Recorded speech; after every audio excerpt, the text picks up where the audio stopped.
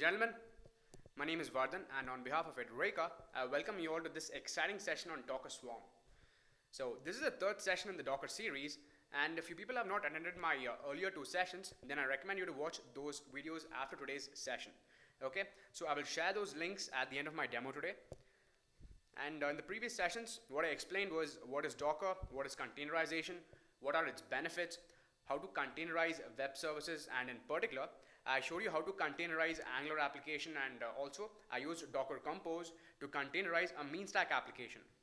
Right? So today's session is the next in that series where I will show you how to use Docker Swarm. Okay, and by the end of today's session, you will understand why Docker Swarm is one of the best techniques to achieve high availability of the deployed web applications. All right. So please don't hesitate if you have any doubts or queries. You can put them in the comment box, and either my team or I will myself answer them for you. So sit back, relax, and enjoy Edureka Live for the next 30 minutes to learn how Docker Swarm can be used to create a cluster of Docker engines for achieving high availability. Right? But before I get started, I want to ask you people I want to first of all know if you people know what are Docker containers, right? So even though I covered it in my previous session, it'll be good if you people already know it. But otherwise, if you still don't know it, then it's fine. I will give you an introduction. It'll be a good revision if you know it. So please put your comments coming in.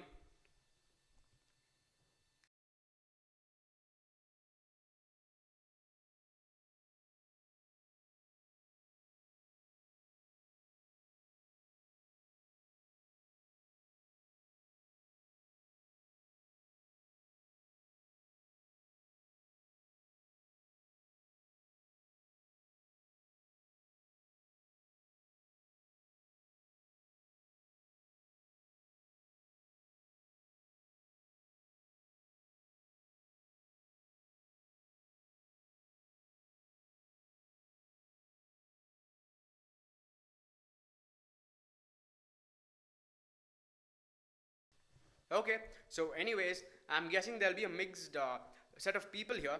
So some of you might know what it is, and some of you do not. So don't worry, as you can see from the agenda, I will first give you a brief introduction to Docker containers. Okay, I'll tell you what are Docker containers, what are Docker services, and after that I will move on to what is a Docker swarm and what are its features. Okay, we will then discuss a few Docker commands because those I would be using in today's demonstration, and finally would be the demonstration part where I will show you how to achieve high availability of the services that you deploy via Docker containers. Okay, so enough talk, let's get started with our first topic for today, and that is what is a Docker container. Now, a Docker container is an isolated application platform which contains everything you need to run the application except for the actual operating system. Right? So I've said this before and I'm saying it again.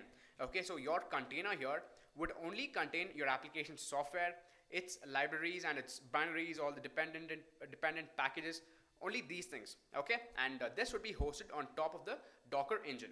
Now, your Docker engine can also simultaneously have other containers. There can be many number of containers based on the performance of your server, right? And this Docker engine is in turn hosted on the server. The server can be anything. It can have any host. It can have a Windows operating system, it can have a Linux operating system, or it can even have a Mac operating system. Now, in case you're having a Windows or a Mac operating system, in that case, then you will have to use something called as a Docker machine to connect to your Docker engine. Okay, that's a separate interface. But if you're using Linux, then it's as simple as using a terminal. You can just execute your commands from the terminal. So that's what a container is. And now let's see how Docker containers are created. They are created from a Docker image. Okay. Now, if you're running a very simple Docker application, okay, let's not say Docker application. If you want to run a simple web application using Docker, like if you want to install or run Tomcat or Jenkins and all these things, then you can just download that Docker image from the Docker Hub, okay, and straight away execute that image and you will get a Docker container. The Docker container is nothing but the active version or the running version of your Docker image, okay. But if you want to customize the application as per your needs, you want to install other set of dependencies and packages on top of that image, then you can do so. And the changes that you make to that image will be recorded as layers, as you can see here. This will be a base layer, where you this will be the base layer which you download from the Docker Hub, and on top of that, whatever changes you make, they will be recorded, and that's how things will be stored. And when you execute this final Docker image, you will get a Docker container, right? Again, this is the running instance, and that's how you get a Docker. You get the actual application that hosted on your system. Now, I want to also go into details about how to create this Docker container. Okay.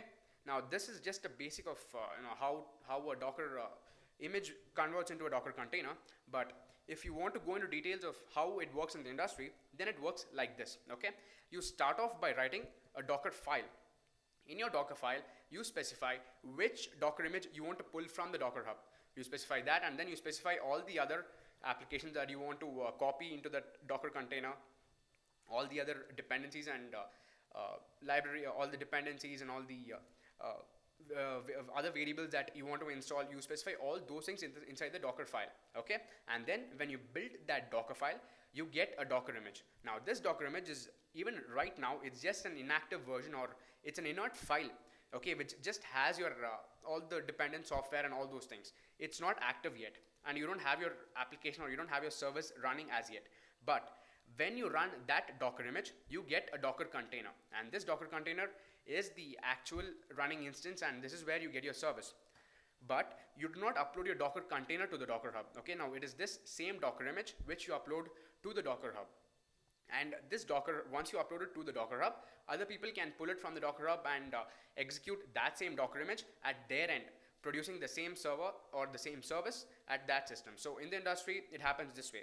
You'll have the developers here who would push the Docker image to the Docker Hub, and from the Docker Hub, you will have your operations team members who would who would be pulling that Docker image, and they would be executing that Docker image and convert it into a Docker container, either at the staging end, at the staging server, or at the production server.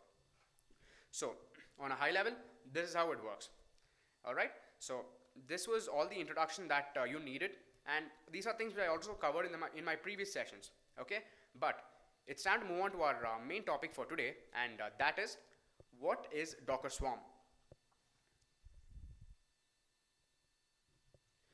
So a Docker Swarm is a technique to create and maintain a cluster of Docker engines. Okay.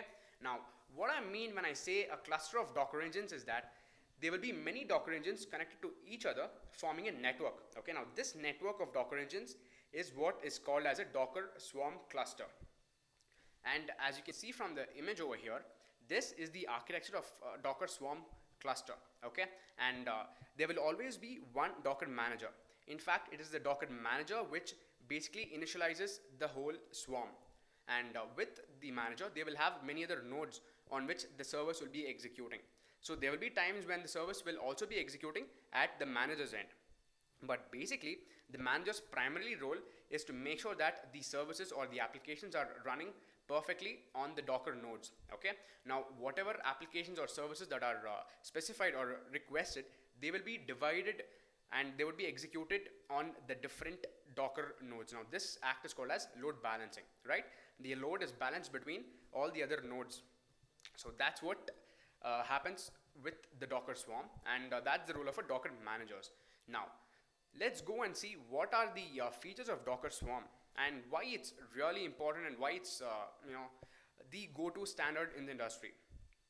That's because with Docker Swarm, there is high availability of these services. Okay, it's so much so that there can be 100% high availability all the time, right? That's what high availability means, right?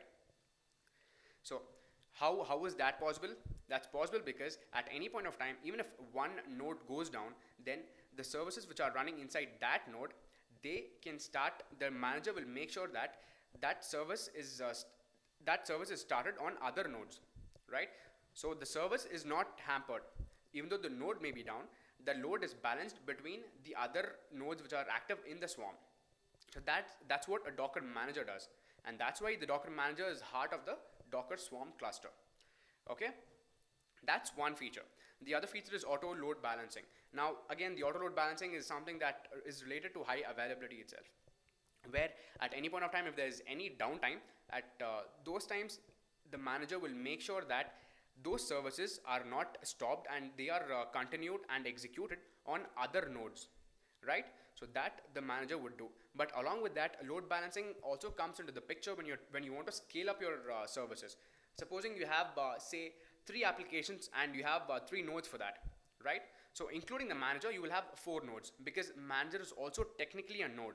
Okay, so you have a manager node and then you have 3 different nodes. So in this case, the 3 services which you deploy, they will be running on 3 different nodes. And if you want to scale them at a later point of time, let's say you want to scale them up to 10 services, then at that time the concept of auto load balancing would still come into the picture, wherein the 10 services, they would be divided between the nodes. All right, so it would be such that you will have probably 3 services running on one node, 3 more services running on the other node, and the remaining 3 services on the other node. And the one service that is left out, that would sometimes be run on the manager, or it would be load balanced on some other node. Okay, and the best part with Docker is you don't need to do any load balancing. It's all done on its own, right? So there's an internal DNS server with which the Docker manager manages, and the DNS server makes sure that it allocates the DNS server makes sure that all the nodes are connected in the cluster, and whenever any load is coming, it would balance the traffic between the different nodes. Okay, so that's one big advantage with auto load balancing.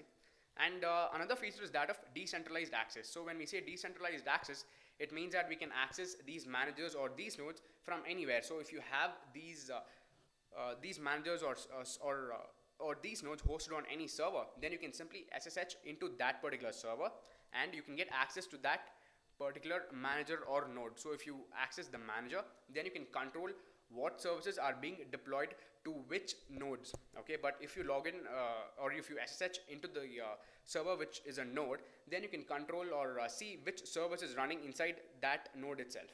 Okay, but however, you can't control the other nodes if you're inside a node. Only the manager node can do that for you.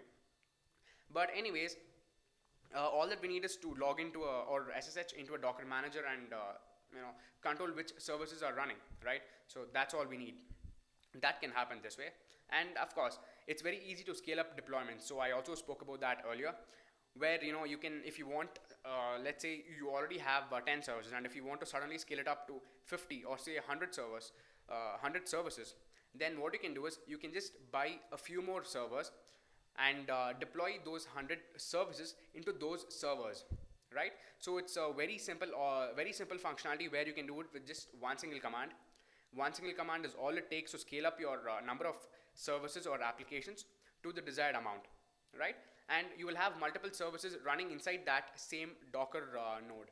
So each node can have will probably have 10 or 15 services running, and it basically depends on the number of nodes that you have. But ideally, you shouldn't do that. You cannot have too many services running inside the same node, because that causes performance issues, right? So all those things you can do.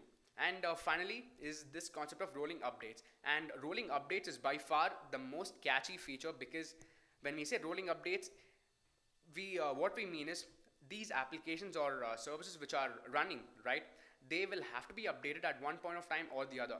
Down the line, you will have to update it. So at that time, what will you do? You cannot update manually in every single machine, right? If you don't have Docker, if you have hosted your web servers on either virtual machines or on actual web servers, then what happens? At that time, you would have to go to each and every system and then probably update it everywhere, right? Or you might have to use other configuration management tools. But with the help of Docker, you don't have all those problems. You can simply specify you can use the rolling updates functionality for that, and you can specify a delay. So in the delay, it would update one service or each service which is hosted or deployed inside every node. It will update each of those services one after the other with a delay of the specified amount of time, right? So even when one service is getting updated, the other service is not down, and because of that, there is high availability. Since the other service is still up and running, there is no downtime caused, right? So you can be sure of that. In spite of and rolling updates are very simple also. So it's just one command and you're all done. These are the benefits of Docker Swarm, and these are reasons why you should implement Docker Swarm in your organization if you have a massive web service which is deployed over multiple servers. So that's the big benefit with the Docker Swarm, right? So moving on to the next slide. Okay, now it's time for the demo. Okay, now let's see how to achieve high availability with Docker Swarm. But before I start with the hands-on,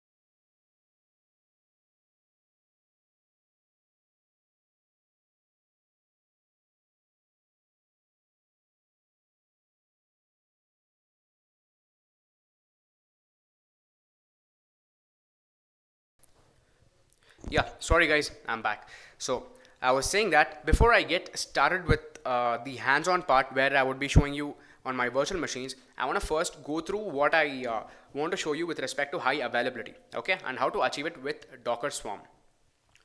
Okay, so first of all,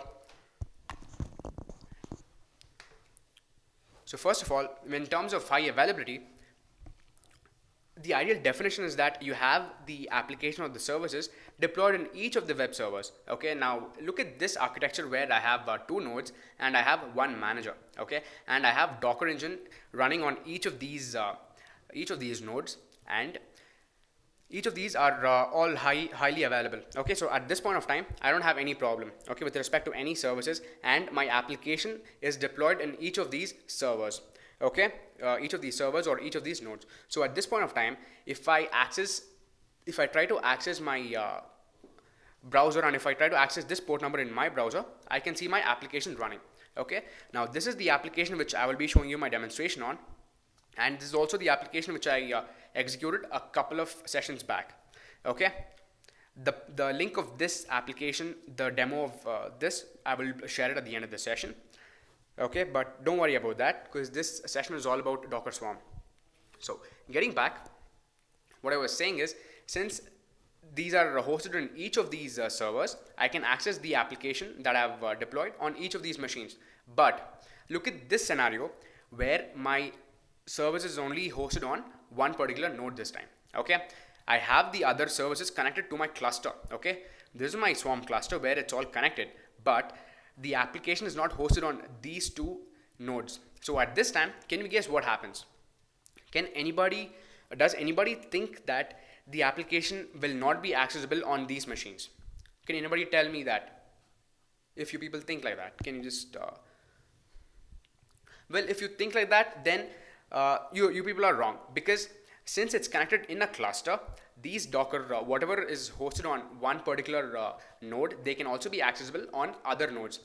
So even in spite of the fact that these servers do not have the application running, the web port on which this application is hosted, right, this port number will be internally exposed to all the nodes inside this cluster. And since the port number on which it's running over here, that is 4200, since that is exposed to the cluster, then in all the other nodes in that cluster on the same port number 4200, the application would be accessible, right? Same thing with even this particular node. So on 4200, you can access this Angular application. This is the second scenario of high availability. But this is just a scenario where you don't have your application. This is the third scenario where high availability is actually being implemented. Okay, now you have a scenario where you have your 3 nodes and 2 of your nodes or 1 of your nodes goes down. Okay, so this time you don't have your application itself. Forget about the fact that Docker is not the application is not hosted. Forget about that fact. Think about this scenario where your node is not accessible. It's down for some reason, for some natural calamity. At that point of time, do you think you can't access it?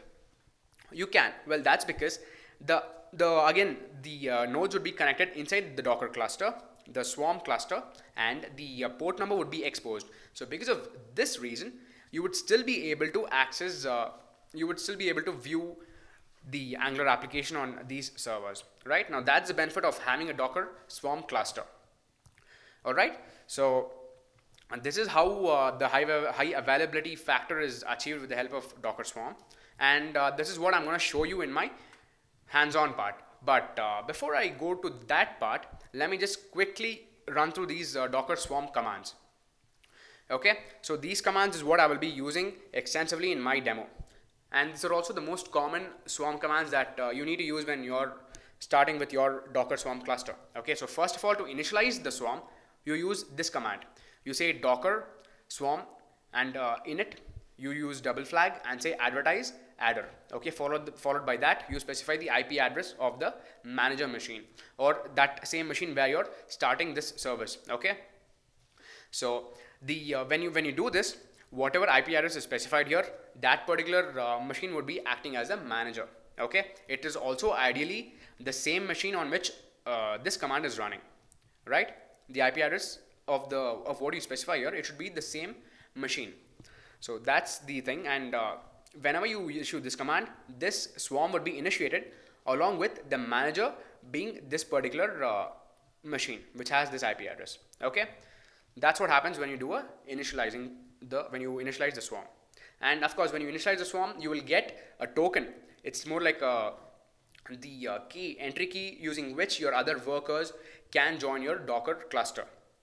Okay, but getting back to our Docker Swarm, once you've initialized your swarm, you can list the different services that are running inside that swarm. Okay, you can list the different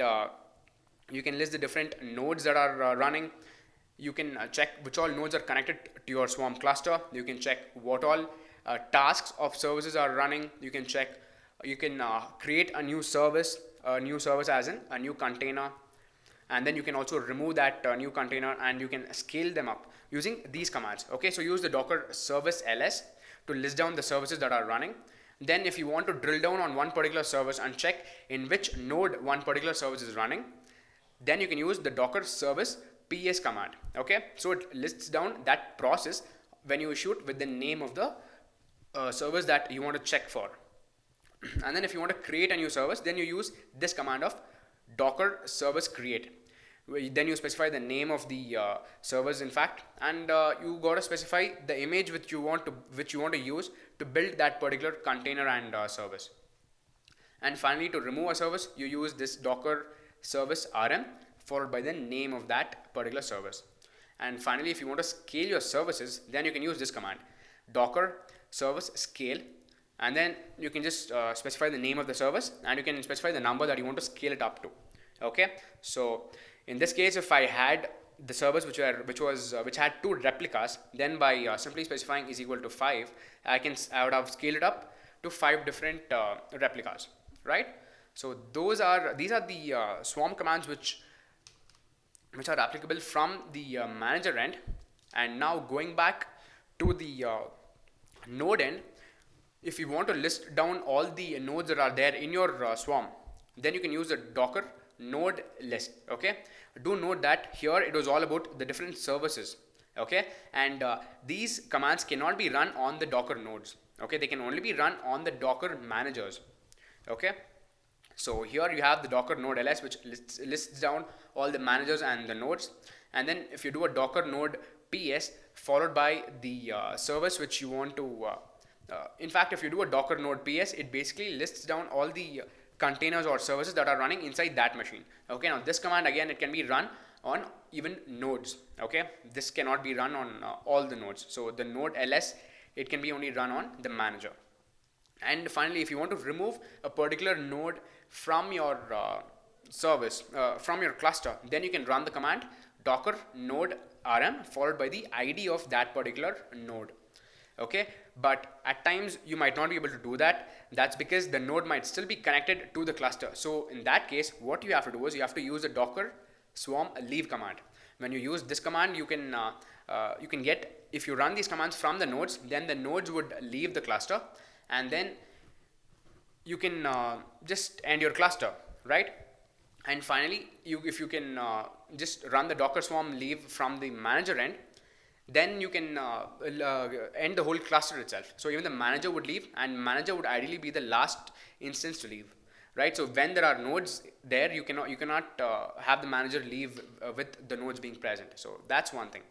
And at times you would be given a error saying that you cannot leave the cluster because you're a manager. So at that time you can use the flag force flag. Okay, so at this time you're as a manager, you can leave the cluster and your cluster session ends there, right? So these are the top commands which are in question. So yeah, I think it's a time for me to go to my session. Okay, it's time to go to my hands-on session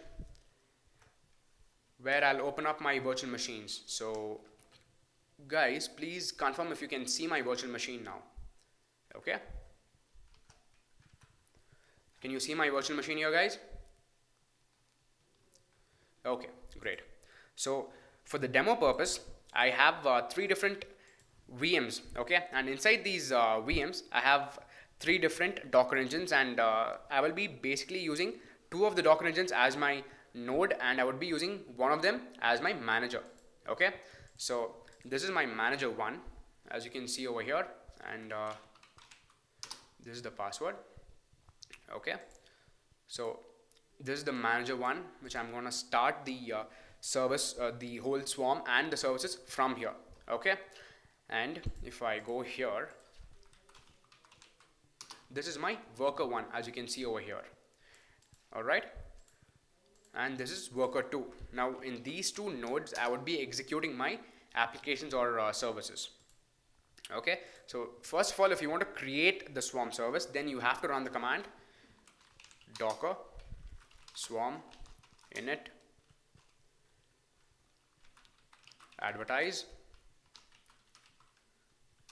adder followed by the IP address. So the IP address of this manager machine is 192.168.168.1.100. Okay, so great. So my swarm is initialized, and as it says, if you want to add a worker to this swarm, then you have to run this token. Okay, now this is the token. Let me copy this token and run this at the node's end. Okay, so I'm going to go to worker 1, I'm going to paste this token, and when I hit enter, it says this node has joined the swarm as a worker. Now let me verify that. If I go back here and if I issue the command docker node list, then it says that I have one manager, which is myself. Myself is being indicated by this asterisk, okay, referring to this own system, which is also the leader. So it says manager status leader, correct? The status is ready and availability, it's active. And recently I added the worker node, so it says even this is available. Now let me go to the third VM and enter the token here, and it says even this node has joined as a worker. Now if I go back to the manager and run the same node list command, you can see that the worker 2 has also come in now. Okay, now that's because I issued the join command at my node end. So I'm gonna just clear the screen, and now we can start creating our services. So first of all, if you want to create a service, the command is docker service create followed by the name of the name flag. Okay, so you specify the name of the service that you want to give. Let's say I want to say Angular application. I will say this, and followed by this we should specify the name of the image. So the image name is demo app 1. Okay, and along with this I also want to specify the port number on which I want to do the binding, because the Angular application which is being hosted in one particular port number inside my container, that has to be mapped to my browser port number, right? If I want to access it on my web browser, that is this Firefox. So for that reason I'll use the -p flag, and I'm going to say 4200 of the browser port should be mapped to 4200 of my container port. So this is the command. Okay, now this command simply creates one instance of this service Angular app, which will be built from this image demo app 1. Okay, and it would expose the port number 4200 from the container to the port number 4200 of my browser.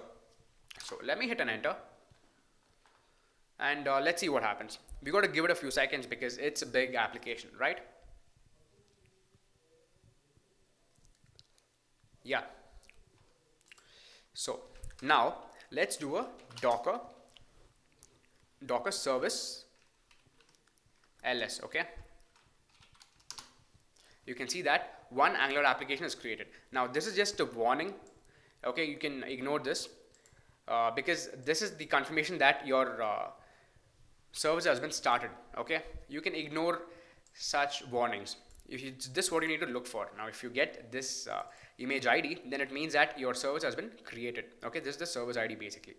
So as you can see here, right now the mode is not replicated. There is just one single instance, and the same thing you can see over here. It says replicas is 1, the same name which I specified, the image that it used, and the port number where it's active right now. Okay, now let me do a docker ps command from the manager and check if this application is running inside this node. So yes, it says that this application is running over here.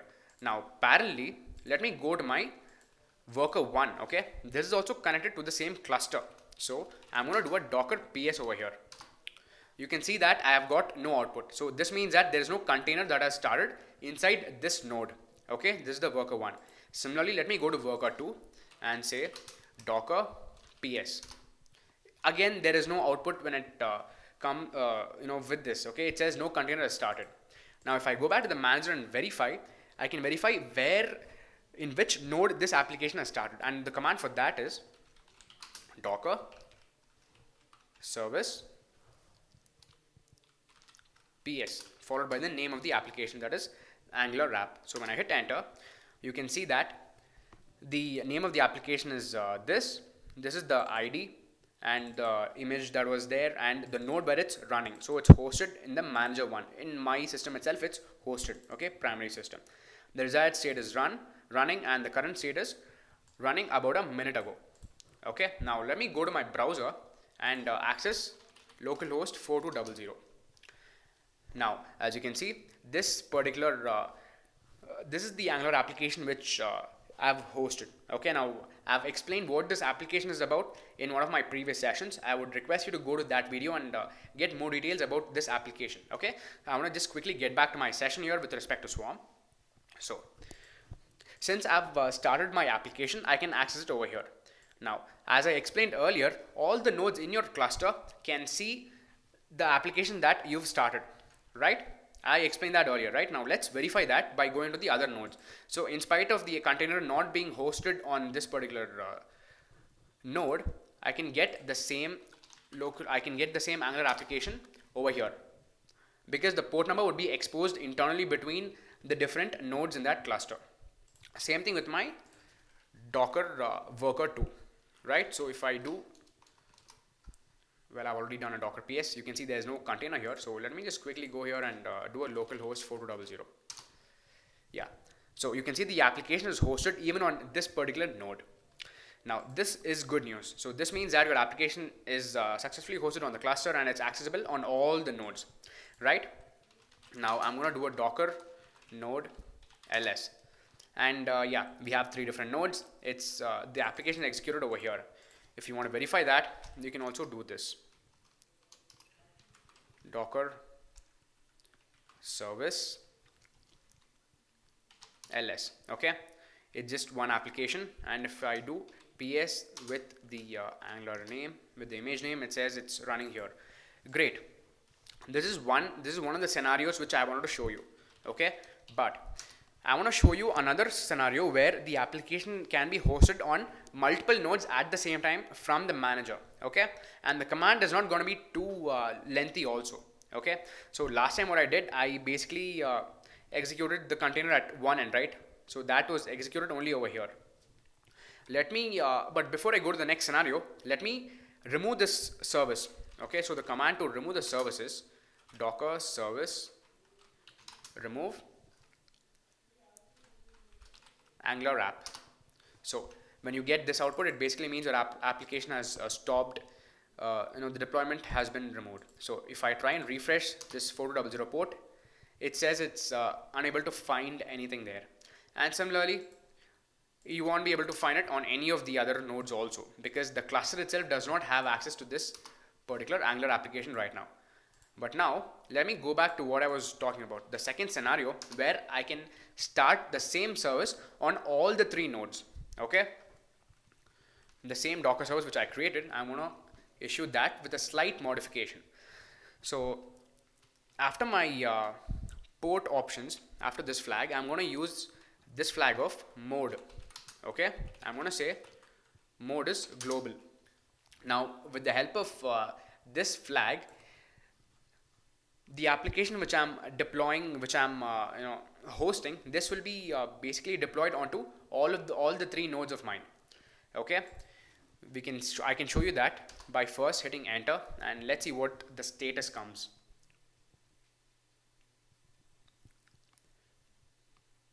Okay, so it'll just take a few seconds because it's being deployed to multiple nodes, right? That's the only thing. So yeah, again, the service has been created. This is the service ID. Now let's do a Docker PS and check. And there's one instance of this application running in this same manager. Okay, like before, it's running over here also. And let me verify that if it's running over here this time by running the same Docker PS command. Yes, as you can see, 17 seconds ago, this application was created. And similarly, if I go to the third VM and run the same Docker PS command, it's opened over here also. This means that the application this time was deployed to all the three nodes parallelly. Okay, we can also verify that by going to the 4200 ports of each of these machines. So this time the app is back up, right? It's running again. Same thing, I can refresh this. And I will see the application coming here, it's just connecting. And similarly, over here also, I would have the same success scenario. Okay, it's connected. Great. This is the movie rating system that has been deployed on across all the three VMs. Now, let me verify this. Give you the way you can confirm this is by running the Docker service. First, you do the Docker service ls command. Okay. So with this, you have the mode as global. Okay. And it says replicas is 3 of 3. That's because there were 3 different nodes connected. And since it's deployed to all the 3, it says replicas is 3 of 3. Correct? The only difference last time was it was 1 out of 1. This time it's 3 of 3. And to give you drill down further into details as to if it's running on each of these nodes, we can use the command docker service ps followed by the application name, that is Angular app. So when I hit enter, as you can see, it says there's one instance running on worker 1, one instance running on manager 1, and the third instance running on worker 2. Great. So this is what we this is the real fun part with Docker, right? With one single command, you can do all these things. So let me also, we just verified this, right? Now comes the concept of high availability. If any of my node goes down, then what happens? Will I still get access to my application over there, right? That question needs to be answered. So let's see if that is gonna happen. So for that, let's say my internet of my worker 1, right? This is my worker 1, right? Let's say my node is down, and to get my node down, I'm just going to do a disconnect. Okay. So right now it's not connected to the internet. And if I go here and do a docker node ls command, which would list down all the different nodes in my system, you can see that the status for worker 1 is down. Okay, all this time we were getting ready. That's because the status was that's because the server was up. But since I turned off the internet in my worker 1, it's telling status as down. But in spite of that, I won't have any problems accessing any application. Okay. So even though I refreshed it, you could see that on this port number I could access this application. That's because in spite of the fact that this node is connected to the cluster, I can access this, right? And the very fact I can do that is because all the machines or all the nodes in the cluster will have the port number opened, right? It would be exposed between all the other nodes. The same concept I explained during my slides, right? So in spite of the fact that my node being down, I could do this. Now this solves one aspect of high availability, right? So in this case, even if I have like multiple nodes going down, then some of the nodes which are good enough, which are healthy, those can those can satisfy all my services for a temporary period of time. But of course, I'd have to bring up my nodes again, right? So this is how one high availability can be accessed. That's one thing. So let me just go back to my worker one and enable internet again. Okay, so that I can continue with my demonstration. Okay, I'm connected now. So if I do a docker node ls again, and let me just refresh this. Yes. Now it says the status is ready. Great. I'm going to just clear the screen. Now, since I ran last command where I did it in global mode, I had an instance running on each of the nodes, right? So this time, let's say I don't want to do that. I have 3 different nodes, but I want to host the application only on 2 nodes. Well, I can do that also. I can set the number of replicas of my service over there in the command where I'm starting my service. So let me go back to that start command and modify it as per our needs. So I'm going to remove this mode global.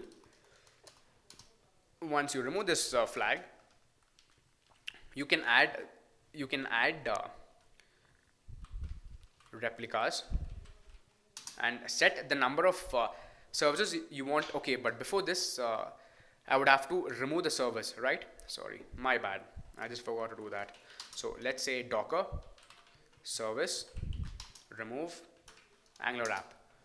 So I've removed it now, and I'm going to restart the service. Okay, so now let me start modifying this start command. So I'm going to remove this global mode, and I'm going to say replicas, and I'm going to set the replicas to 2. Now this would indicate that I will have 2 running instances of this service between the 3 nodes. Okay, it will load balance between the 3 nodes, and the manager will choose on its own. It will deploy the application on 2 of the best performing nodes. Let's verify if that's happening.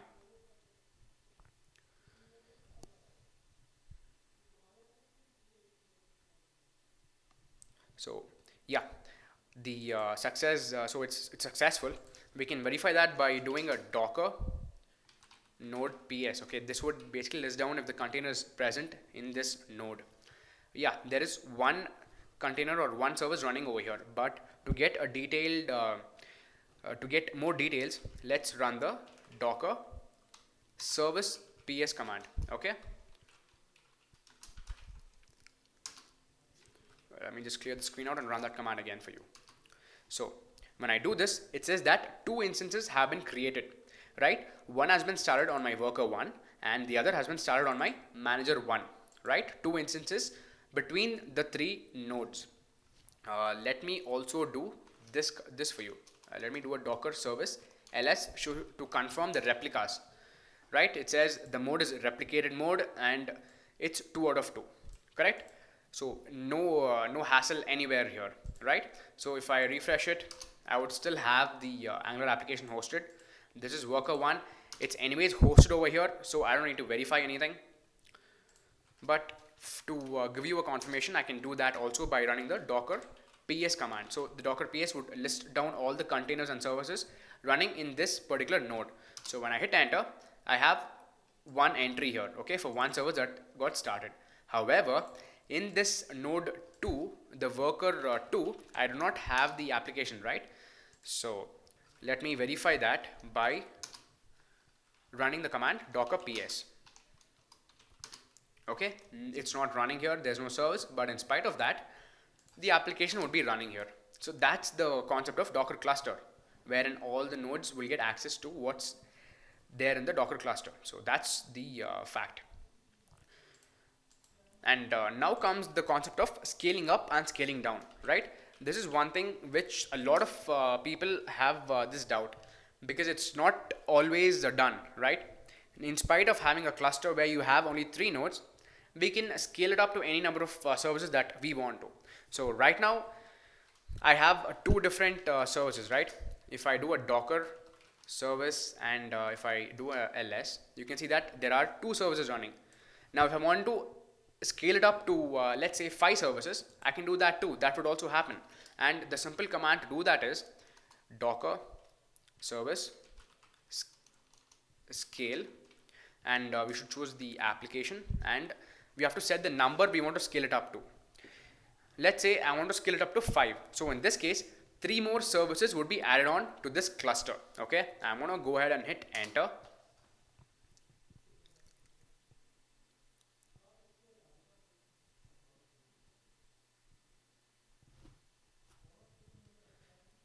And yeah, so it says the application has been scaled to 5. Now let me run the same docker service list command, and when I do that, it says right now 3 replicas have already been started, and let's give it a time. Let's give it a few minutes so that it can start on all the other nodes. Okay, in the meanwhile, I'm gonna I'll clear the screen first, and I will do a docker service ps and Angular app. This would tell me on which nodes my applications are going to get deployed. So it says out of the 5, on worker 1, yeah, there on 2 of those services will be running on worker 1. Okay, as you can see here, service number 1, this is the service number 2, right? This is running on worker 1, and again on worker 2 there will be 2 services running. You can see these 2 services over here, worker 2, and then on manager 1 there is 1 service running. This is because I scale it up from 2 to 5. Now let me do a docker service list command to check if all my replicas are up. Yes, so we've given sufficient time, and by now all the services are up and running. We can check it over here, but we don't need to because we know for sure that it's going to be hosted anyways. So this is good news, correct? So yeah, this is how we can easily scale up, we can easily scale down, and we can achieve a lot of comfort by using Docker.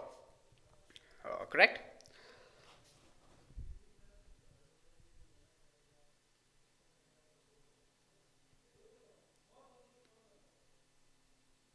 So yeah, guys. So this brings an end to my session, to my hands-on session.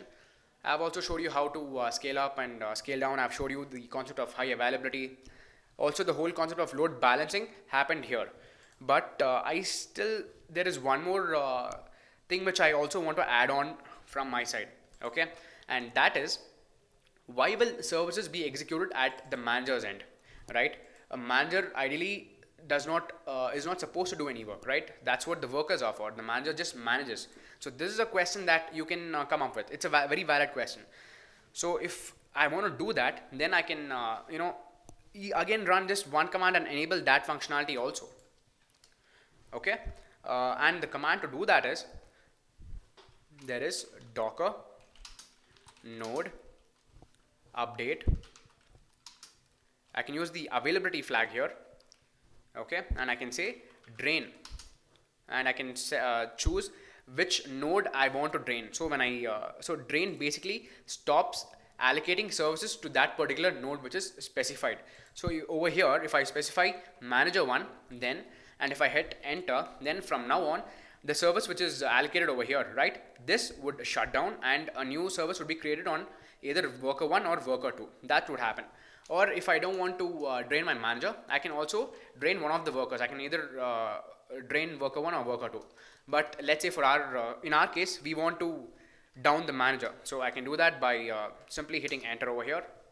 And yes, we've got this as the return value. That's great. So now if I do docker service ps Angular application, which is the same command, you can see that the manager 1 has been shut down. Okay, and there has been an additional service that has started on worker 1. So right now there is worker 1 running is 1, 2 and 3. So 3 running on worker 1 and these 2 are running on worker 2, right?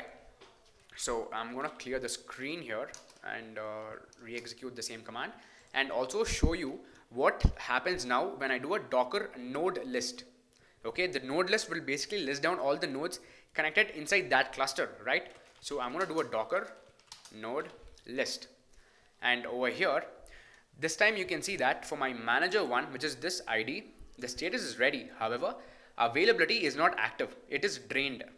Okay, even though it's the leader, it is drained. So from now on, if I scale up the service or whatever I do, even if in case of high availability, at that time I cannot no services will be allocated to my manager unless and until I remove the drain. Okay, I can remove the drain by again specifying the command of active.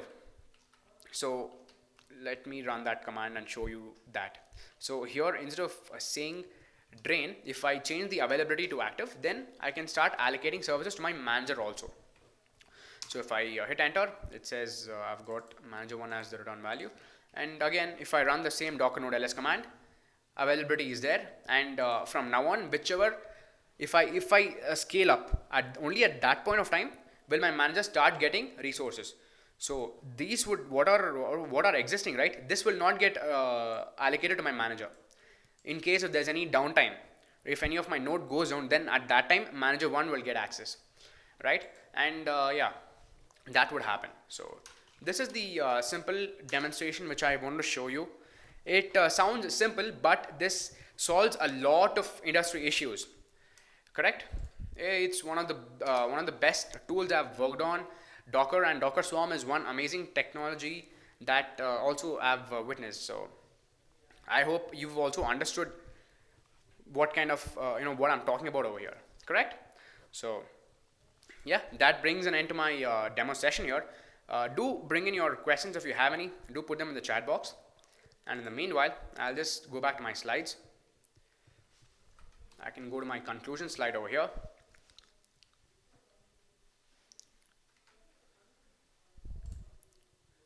Before that, let me also show you these details.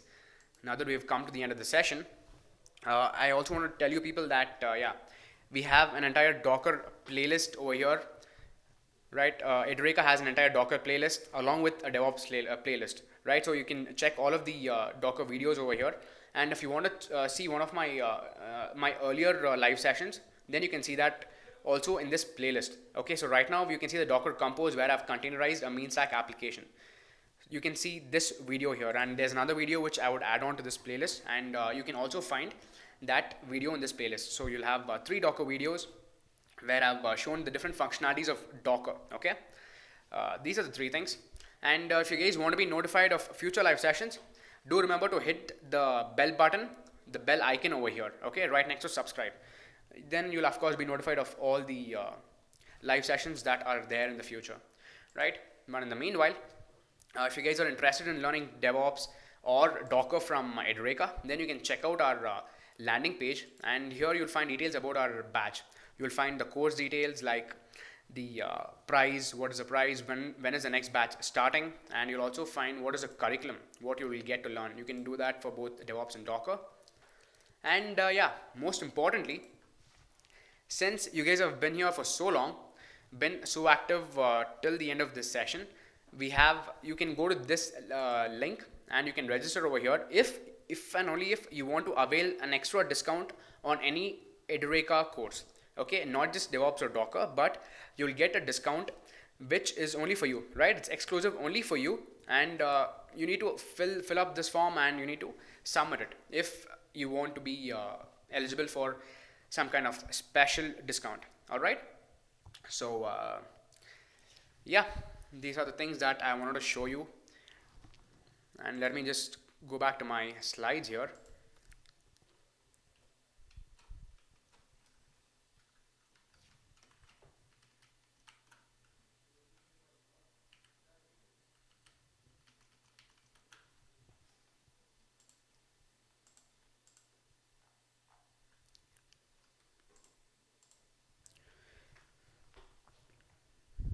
Okay guys, so yeah, do drop in your questions guys in the meanwhile.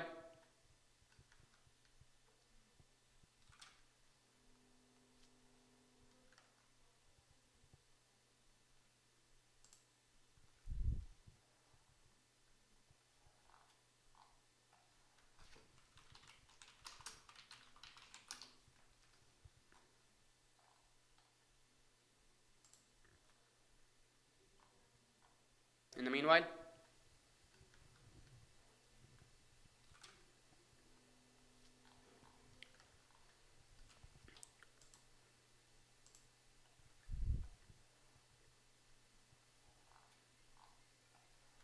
okay, so I have one question from Vaibhav. He asks, how should I configure load balancer? I mean, which IP should be used? Well, Vaibhav, that's the thing. In the meanwhile, you don't have to do the load balancing on your own, right? It's auto load balancer, and the Docker manager will take care of that for you, right? So you don't have any problem here whatsoever. So automatically, the Docker would take care of that. All right. Okay, so I have one question from Vaibhav. He asks, how should I configure load balancer? I mean, which IP should be used? Well, Vaibhav, that's the thing.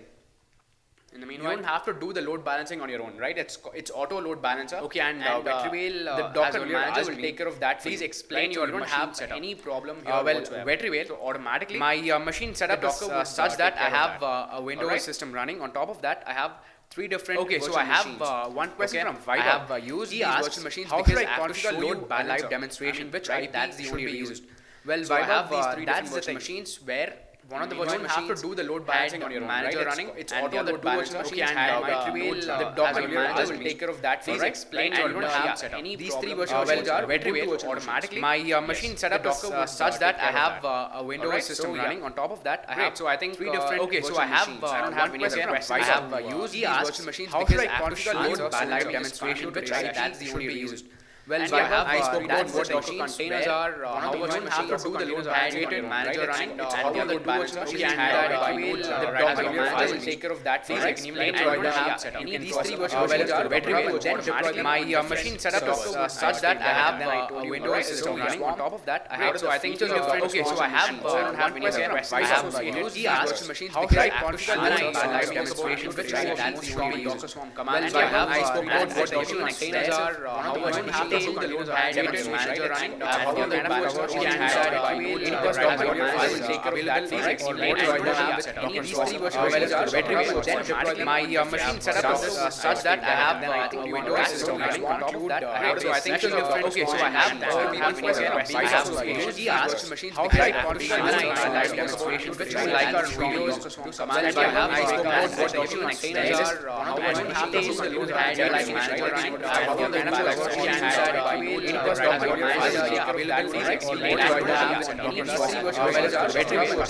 my machine setup is such that I have Windows again guys on top of that.